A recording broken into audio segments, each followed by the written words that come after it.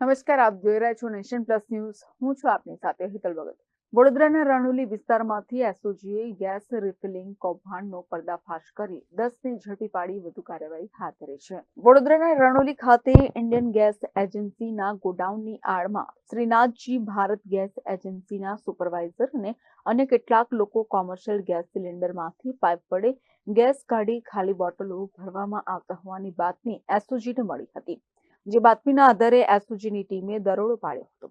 એસઓજીની ટીમે ઘટના સ્થળેથી ગેસ સિલિન્ડરોના મોટા જથ્થા સાથે સુપરવાઇઝર મયુદ્દીન બેલીમ સહિત 10ને ઝડપી પાડ્યા હતા.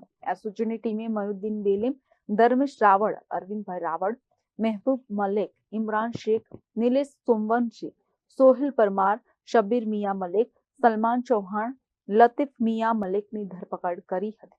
જ્યારે સૂત્રધાર હિરેન મહેતાને વોન્ટેડ જાહેર કર્યો હતો. એસઓજીની ટીમે ભારત ગેસના 1.34 લાખની કિંમતના 166 બોટલો, રોકડા 33,000 મળીને કુલ 7.26 લાખનો મુદ્દામાલ જપ્ત કર્યો હતો. ખરીદી છે આખો કારનામો એ થઈ ગયો. પરંતુ ક્યાંક સ્થાનિક પોલીસ છે એ લોકોએ પેટ્રોલિંગની જરૂર છે હવે એ જ એરિયામાં. હા, એ અનુસંધાને આપણે પેટ્રોલિંગ તો છેલ્લા ઘણા ટાઈમથી અસરકારક રીતે કરીએ જ છીએ, પણ બાતમી એસઓજીને મળેલી એટલે એસઓજીએ કામગીરી કરેલી. સ્થાનિક પોલીસ દ્વારા પણ ભૂતકાળમાં આવા કેસો કરવામાં આવેલ છે. સર, આવા પ્રકારના એજન્સી ઉપર લાયસન્સ રદ થવું જોઈએ? હા, it's a part of procedure.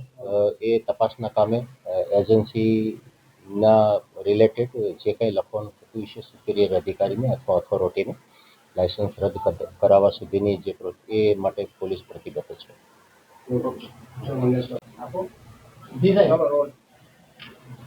ગઈ તારીખ 12 ડિસેમ્બરના રોજ જવાહરનગર પોલીસ સ્ટેશનમાં એક ત્યાં રણોલી ગામમાં શ્રીનાથજી ગેસ એજન્સી કરીને છે, તેમાં રેસિડેન્શિયલ ગેસ વપરાશના જે ગેસ સિલિન્ડર હતા એમાંથી લોખંડની પાઇપ અને બીજા ઇક્વિપમેન્ટ દ્વારા એ ગેસના બોટલમાંથી ગેસ ચોરી કરી અને બીજા કોમર્શિયલ યુઝ માટે વપરાતા સિલિન્ડરમાં રિફિલિંગ થતું હતું.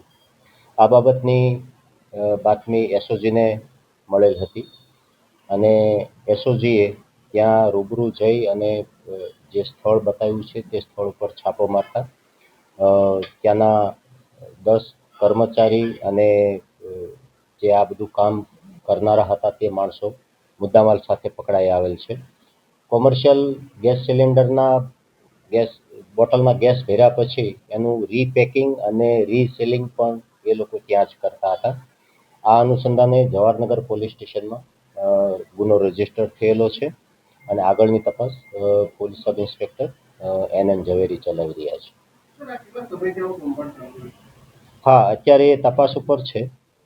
હવે એ તપાસ ડીપમાં કરશે એટલે ખ્યાલ આવશે કે ભાઈ કેટલા ટાઈમથી આ ઇલીગલ પ્રવૃત્તિ ત્યાં થતી હતી. પ્રિમાઇસીસમાં જ થતી હતી? હા, પ્રિમાઇસીસની અંદર જ. અગાઉ પણ કયા ગુનાઓમાં આ એજન્સી છે? ના, એ હજુ સુધી ઓન રેકોર્ડ નથી આવ્યું કે ત્યાં અગાઉ પણ આવો બનાવ બનેલો છે, ઓન રેકોર્ડ નથી.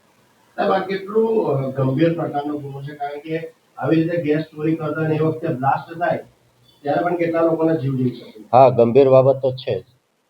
ચોરી કરવી એ ગુનો તો છે જ, પણ ગંભીરતા એટલા માટે છે કે જ્યારે એક બોટલમાંથી બીજા બોટલમાં સિક્યોર્ડ ઇક્વિપમેન્ટ વગર જ્યારે ગેસ ટ્રાન્સફર થતો હોય અથવા રીફિલિંગ થતું હોય તો આવા ભયજનક બનાવ બનવાના ચાન્સીસ 100% હોય છે. એટલે એ અનુસંધાને આ ઇન્સિડન્ટ સેન્સિટિવ તો ગણાય છે. કયા આઈપીસી કન્ડક્ટ?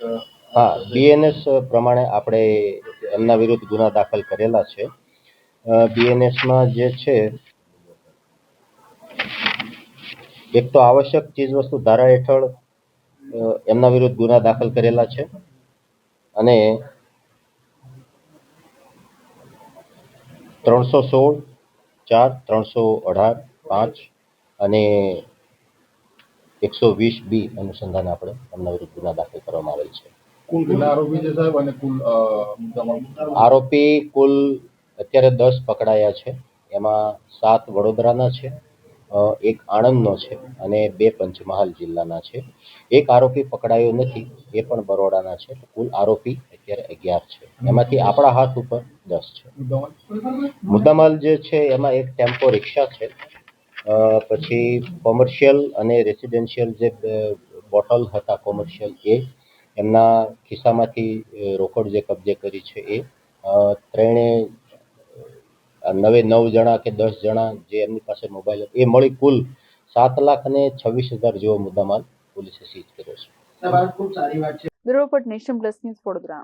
સમાચારોનો સતત અપડેટ મેળવવા માટે અમારી નેશન પ્લસ ન્યૂઝની યુટ્યુબ ચેનલને સબસ્ક્રાઇબ કરો, બેલ આઇકન દબાવો અને જોડાયેલા રહો ફેસબુક, ઇન્સ્ટાગ્રામ અને ટ્વિટર પર.